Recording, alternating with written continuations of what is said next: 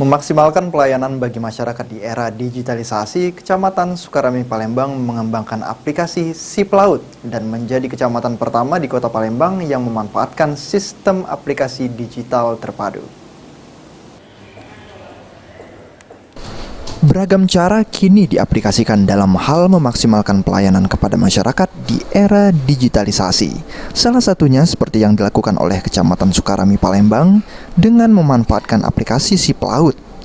Camat Sukarami Palembang Muhammad Fadli mengatakan, berawal dari keinginan mengoptimalkan pelayanan ke masyarakat, lantaran jarak wilayah yang cukup jauh, Kecamatan Sukarami kini memanfaatkan aplikasi SIP-Laut atau Sistem Informasi Pelayanan Antarjemput.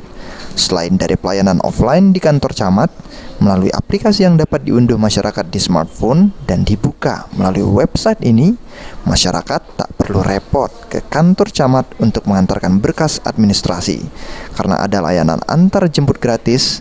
Selain itu, aplikasi ini juga memungkinkan masyarakat melapor terkait masalah kebersihan, bahkan masyarakat juga dapat mengajukan untuk meminjam mobil jenazah. Awalnya yang pastinya karena kami merasa pelayanan kepada masyarakat yang pastinya kan harus optimal ya, harus optimal. Jadi sementara jarak yang memang dari kecamatan ke kelurahan Talangbutu yang paling jauh itu kan cukup lumayan ya, sehingga kami ada pemikiran untuk membuat aplikasi SIP-Laut. Jadi SIP-Laut itu sendiri namanya singkatannya yaitu Sistem Informasi Pelayanan Antarjemput.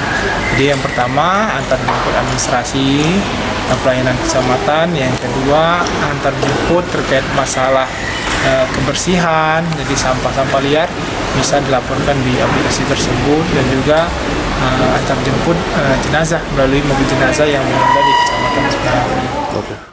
Aplikasi ini sendiri sebelumnya sudah disosialisasikan kepada para ketua RT di Kecamatan Sukarami, dan sejauh ini respon masyarakat sangat baik lantaran respon cepat dari pihak kecamatan. Sandi Pratama, PAL TV.